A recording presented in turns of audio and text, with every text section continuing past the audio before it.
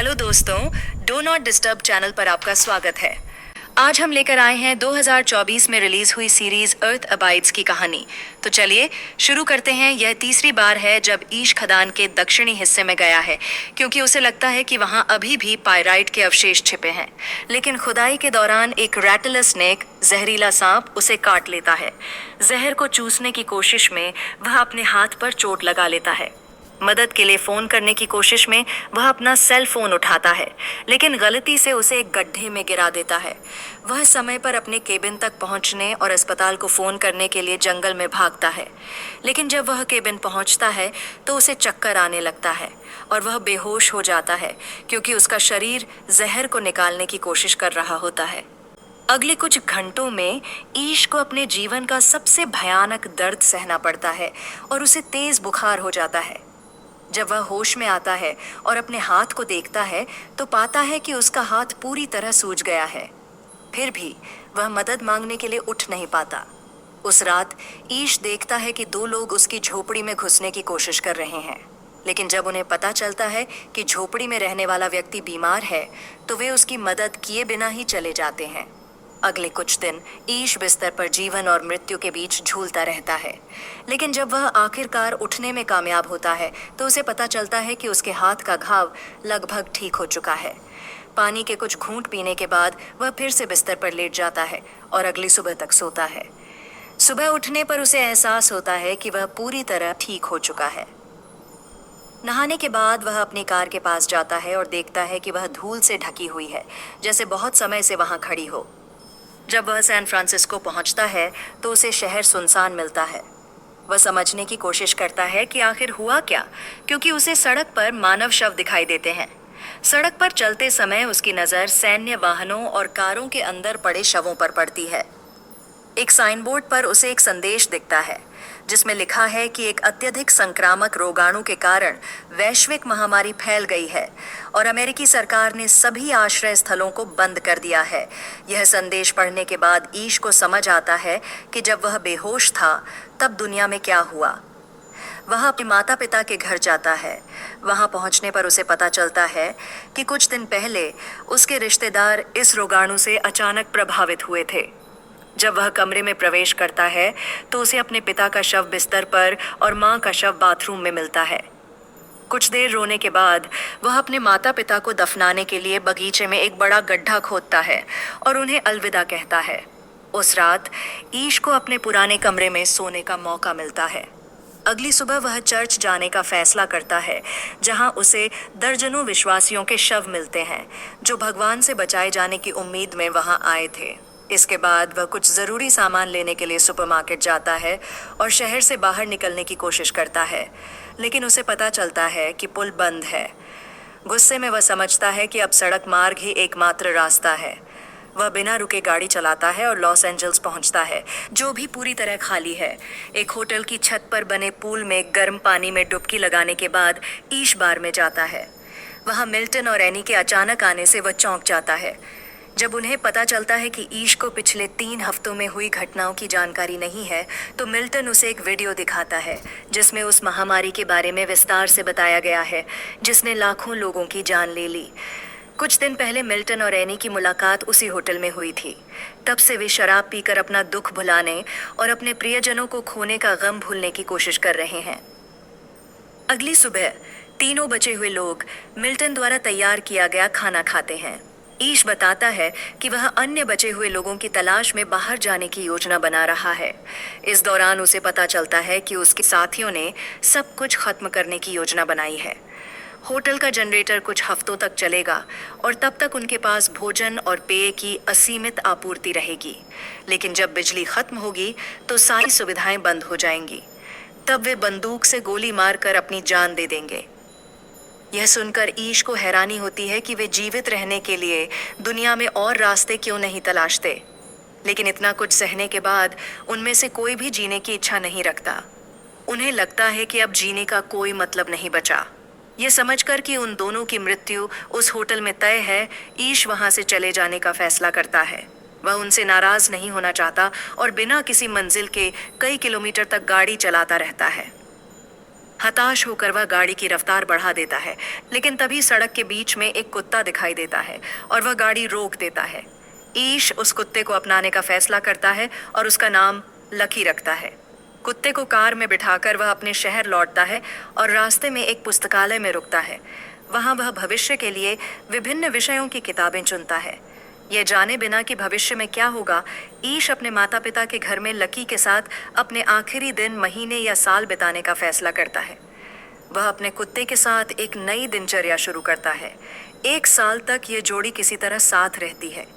ईश पागलपन के कुछ दौरों से गुजरता है, लेकिन वह पागल न होने के लिए हर संभव कोशिश करता है। जवानी में वह एकांत को वरदान मानता था, लेकिन अब जब उसके पास लोगों से मिलने का कोई विकल्प नहीं है, तो उसे एहसास होता है कि अकेलापन सबसे बड़ी सजा है। एक दिन क्षितिज की ओर देखते हुए ईश को एक चिमनी से धुआं निकलता दिखाई देता है। उसकी सोई हुई उम्मीद फिर से जाग उठती है। उस दोपहर वह उस घर में जाता है और वहां एम्मा से मिलता है। उसे देखकर एम्मा डर जाती है और आत्मरक्षा के लिए बंदूक उठा लेती है, लेकिन जब उसे पता चलता है कि ईश कोई खतरा नहीं है, तो वह उसे अपने घर में बुलाती है।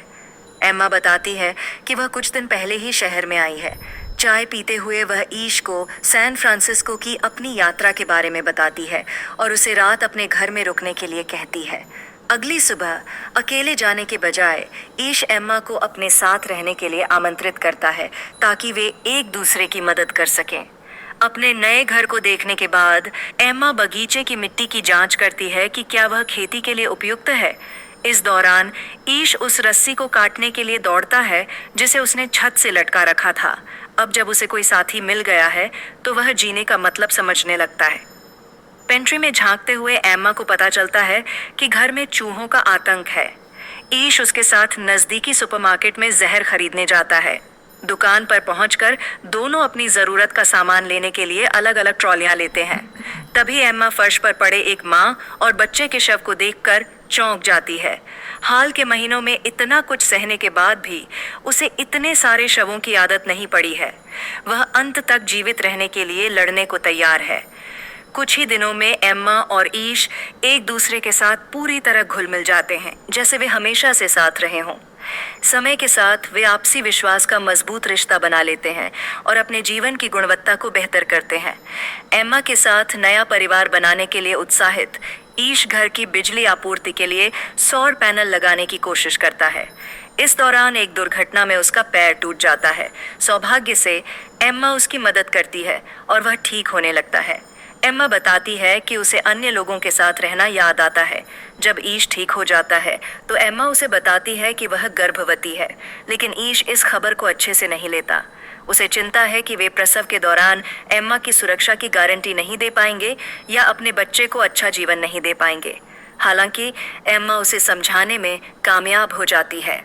अगले दिन ईश प्रसव से संबंधित किताबें तलाशने के लिए पुस्तकालय जाता है, क्योंकि प्रसव के समय एम्मा को प्रशिक्षित डॉक्टरों या अस्पताल की मदद नहीं मिलेगी। अगले कुछ महीनों में एम्मा संतुलित आहार लेने की कोशिश करती है, लेकिन एक दिन उसे मांस खाने की इच्छा होती है। ईश शिकार करने जाता है। एक गाय को मारने में उसे बुरा लगता है, लेकिन वह अपने परिवार को खिलाने के लिए जरूरी कदम उठाता है।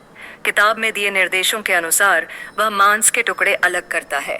इस दौरान उसे चक्कर आता है और उसे ठीक होने के लिए कुछ समय चाहिए। सभी जरूरी हिस्सों को निकालने के बाद वह घर लौटता है और सौर पैनलों को जोड़ने का काम पूरा करता है। प्राकृतिक शिकारियों के खत्म होने के कारण चूहों की संख्या तेजी से बढ़ती है और वे सैन फ्रांसिस्को की सड़कों पर छा जाते हैं। एक रात दंपति को चूहे उनके घर की ओर आते दिखाई देते हैं। वे कचरे को हटाने के लिए दौड़ते हैं ताकि चूहे घर में न घुसें। एम्मा बाढ़ पार करने से रोकने के लिए चूहों पर गोली चलाती है, जबकि ईश कचरे को जलाने के लिए आग लगाता है। वह उस गाय के शव को भी जलाता है जिसका उसने कुछ दिन पहले शिकार किया था, क्योंकि उसकी गंध चूहों को आकर्षित कर रही थी। लेकिन योजना काम नहीं करती और चूहे घर में घुसने की कोशिश करते रहते हैं। दोनों जल्दी से घर में घुसते हैं और चूहों को बाहर रखने के लिए सभी दरवाजों और खिड़कियों को टेप से सील कर देते हैं। लेकिन जब सारे रास्ते बंद हो जाते हैं, तो ईश को एहसास होता है कि लकी बाहर फंस गया है। वह अपने कुत्ते को बचाने के लिए तुरंत दरवाजा खोलता है। उसी समय दर्जनों चूहे घर में घुस आते हैं। ईश पूरी रात उन्हें मारने में बिताता है। चूहों को खत्म करने के बाद वह एम्मा के साथ मिलकर लकी के घावों का इलाज करता है। सौभाग्य से लकी बच जाता है। जैसे जैसे दिन बीतते हैं, गली की बिल्लियां चूहों को खत्म कर देती हैं, जो कुत्तों की तुलना में अकेले बेहतर जीवित रहती हैं। जब एम्मा के बच्चे के जन्म का समय आता है, तो ईश उसे हर जरूरी मदद देता है। बिना किसी चिकित्सा सहायता के भी दंपति बिना जटिलताओं के बच्चे को जन्म देने में कामयाब हो जाता है। सर्वनाश के छठे साल में ईश एक लंबे दिन के शिकार के बाद घर लौट रहा होता है। गलती से वह सड़क पर एक जानवर को कुचल देता है। जब वह देखने के लिए नीचे उतरता है कि वह प्राणी जीवित है या नहीं, तो उसे एक लड़की दिखाई देती है। वह उससे बात करने के लिए उसके पीछे दौड़ता है। डरकर लड़की उसे दूर रखने की कोशिश करती है, लेकिन जल्द ही उसे समझ आता है कि ईश का उसे चोट पहुंचाने का कोई इरादा नहीं है। ईश उसे बताता है कि वह शादीशुदा है और उसके 2 बच्चे हैं। साथ ही वह और उसकी पत्नी एक अन्य दंपति के साथ रहते हैं। वह कहता है कि अगर लड़की के पास जाने के लिए कोई जगह नहीं है, तो वह उनके साथ रह सकती है। लेकिन समूह में शामिल होने के बजाय लड़की जंगल में अकेले जाने का फैसला करती है। जब ईश अपनी गाड़ी में वापस लौटता है, तो लड़की चुपके से ट्रक के पीछे छिप जाती है। घर पहुंचने पर ईश अपने परिवार को लड़की से मिलवाता है, जिसका नाम ईवी है। लेकिन ईवी चुप रहती है। ईश उसे समय देने का फैसला करता है ताकि वह इस नए माहौल की आदत डाल सके। अगली सुबह मॉरीन, एम्मा की दोस्त, ईवी के लिए नाश्ता लाती है, लेकिन ईवी उस पर हमला कर देती है और उसे अपने पास नहीं आने देती। लेकिन धीरे धीरे मॉरीन उसका विश्वास जीत लेती है। जब ईवी नहा रही होती है, तो मॉरीन उसके बैग में रखी चीजों को देखने का फैसला करती है। उसे एक नोटबुक मिलती है जिसमें डरावने चित्र बने हैं। वह ईवी के लिए एक कमरा तैयार करती है। इस बीच ईश और जॉर्ज, मॉरीन के पति, शिकार पर जाते हैं और उस झोपड़ी को ढूंढते हैं जहां ईवी अपने परिवार के साथ रहती थी। उन्हें नहीं पता कि ईवी के परिवार के साथ क्या हुआ, लेकिन वे जानते हैं कि वहां कुछ बहुत बुरा हुआ था। घर लौटने पर वे मॉरीन द्वारा ईवी के बैग में मिला एक पत्र पढ़ते हैं। उससे पता चलता है कि ईवी ने किसी सदमे के कारण बोलना बंद कर दिया है। परिवार ईवी को गोद लेने का फैसला करता है ताकि उसे खुशहाल बचपन मिल सके।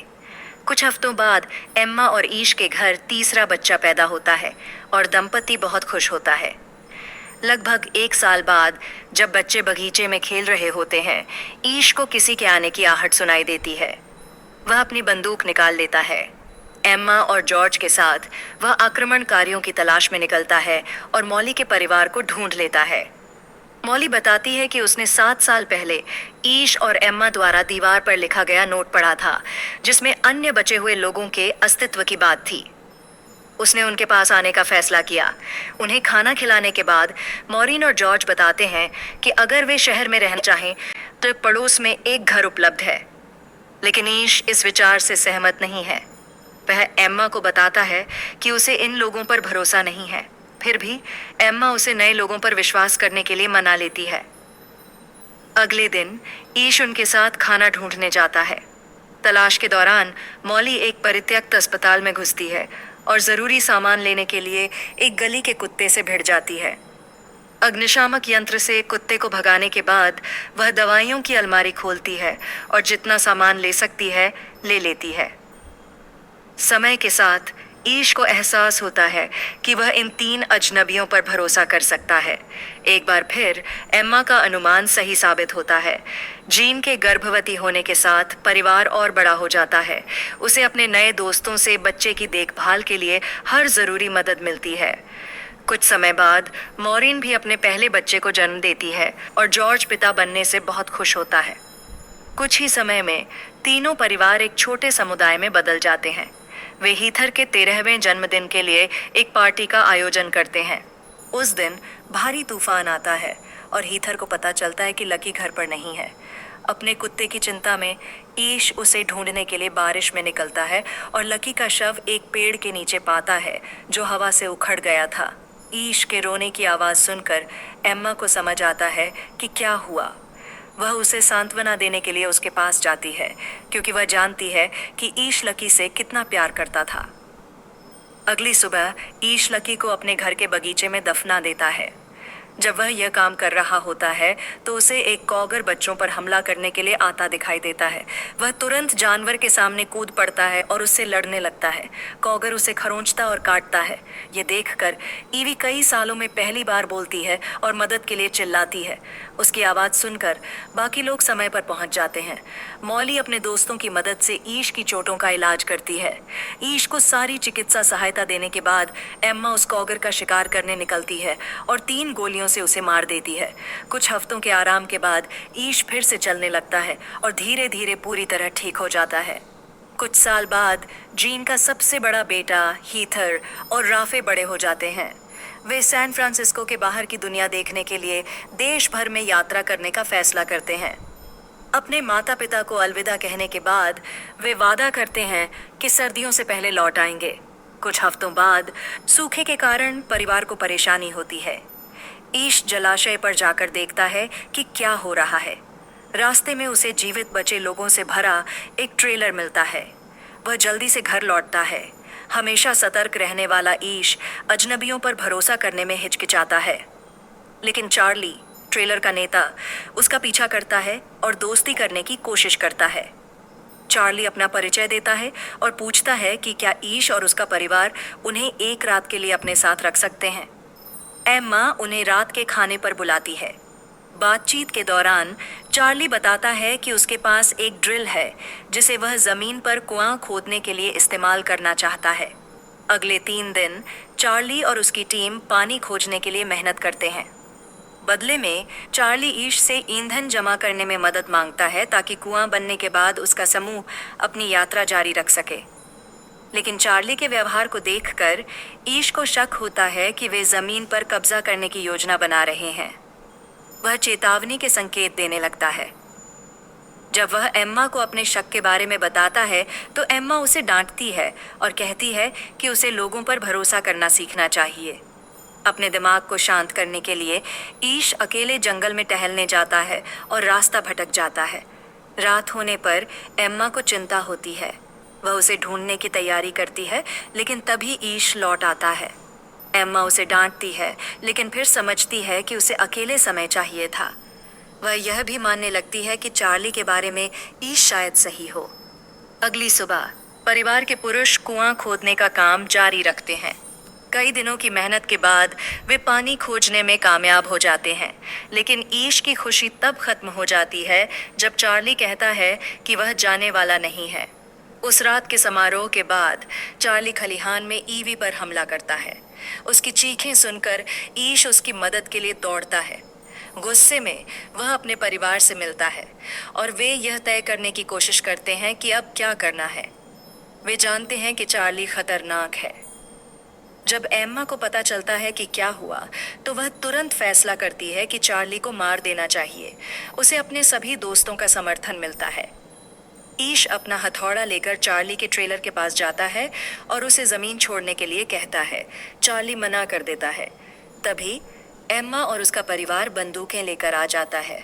चार्ली उनका मजाक उड़ाता है। यह देखकर कि चार्ली उसके परिवार को नुकसान पहुंचाने के लिए तैयार है, ईश उस पर हथौड़े से हमला करता है।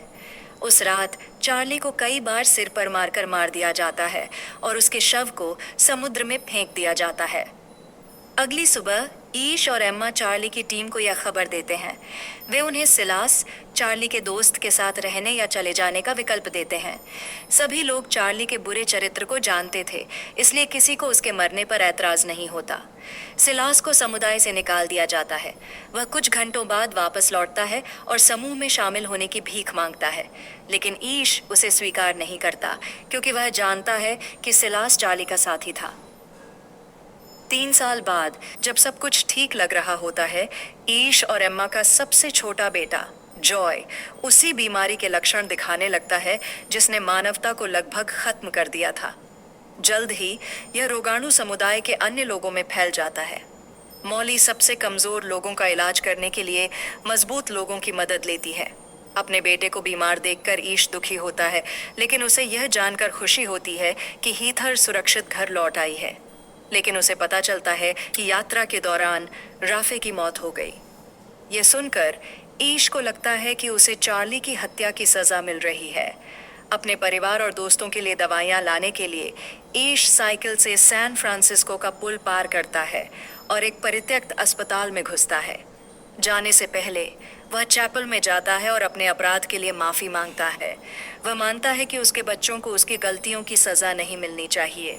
वह जॉय की जगह लेने की प्रार्थना करता है। जब जीन को पता चलता है कि उसका पहला बच्चा कभी वापस नहीं आएगा, तो वह हीथर से पूछता है कि राफी के साथ क्या हुआ। हीथर बताती है कि यात्रा के दौरान उन्हें लाल रंग के कुछ तीर मिले। रास्ते में उन्हें एहसास हुआ कि लोगों की तलाश उन्हें उनकी योजना से कहीं ज्यादा दूर ले जा रही थी, इसलिए उन्होंने घर लौटने का फैसला किया। वापसी से पहले उन्होंने एक पहाड़ी की चोटी पर डेरा डाला। तभी एक चोर उनके पास आया और उनका सारा खाना लूटना चाहता था।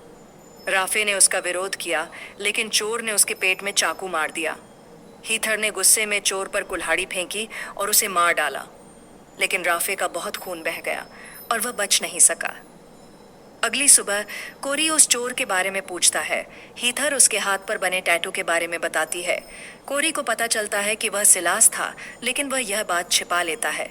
इस बीच ईश अपने बेटे को बचाने की हर कोशिश करता है। शिविर में सभी संक्रमित लोग ठीक हो जाते हैं, सिवाय जॉय के, जिसकी हालत बिगड़ती जाती है। कुछ हफ्तों तक बिस्तर पर रहने के बाद जॉय की मृत्यु हो जाती है। एम्मा दीवार पर लिखा नोट मिटा देती है। ईश लाइब्रेरी जाता है और वहां हर चीज को तोड़ना शुरू कर देता है, क्योंकि वह जॉय की पसंदीदा जगह थी। लेकिन समय और एम्मा के सहयोग से वह आगे बढ़ने में कामयाब होता है और भविष्य के लिए फिर से उम्मीद जगाता है। एक दिन जंगल में अकेले टहलते हुए ईश को एक सुंदर सूर्यास्त दिखाई देता है। उसे एहसास होता है कि पृथ्वी स्वस्थ हो रही है। जॉय की मृत्यु के 1 साल बाद ईश को उसकी एक पुरानी डायरी मिलती है। इसमें जॉय ने अपनी प्रतिभा का जिक्र किया है। उसे विश्वविद्यालय जाने का मौका नहीं मिला, लेकिन उसने रेडियो फ्रीक्वेंसी ट्रांसफॉर्मर और अन्य उपकरणों के प्रोटोटाइप डिजाइन किए थे। डायरी में ईश को पता चलता है कि जॉय का सपना अन्य बचे हुए लोगों से मिलना और अपने आविष्कार साझा करना था। अपने बेटे की याद को सम्मान देने के लिए ईश जॉय के नोट्स का उपयोग करके एक रेडियो बनाने का फैसला करता है, ताकि ये पता लगाया जा सके कि क्या ग्रह पर और लोग बचे हैं।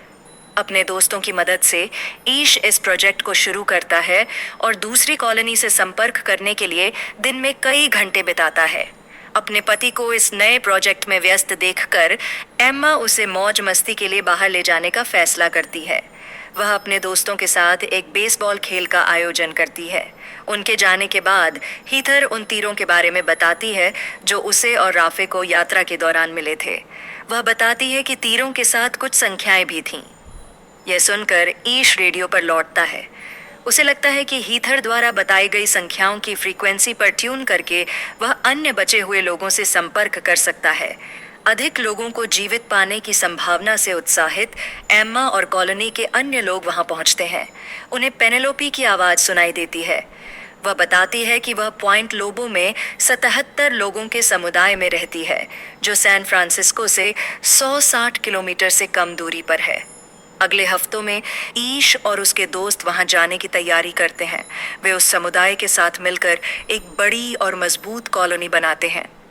सर्वनाश की शुरुआत के 50 साल बाद ईश अपना हथौड़ा हीथर के सबसे बड़े बेटे जैक को सौंपता है। अपने पोते पोतियों से मिलने का मौका पाकर वह खुद को भाग्यशाली मानता है। आपको यह सीरीज कैसी लगी? नीचे कमेंट में ज़रूर बताएं। अगर आपको ये कहानी पसंद आई तो लाइक, शेयर और सब्सक्राइब करना न भूलें।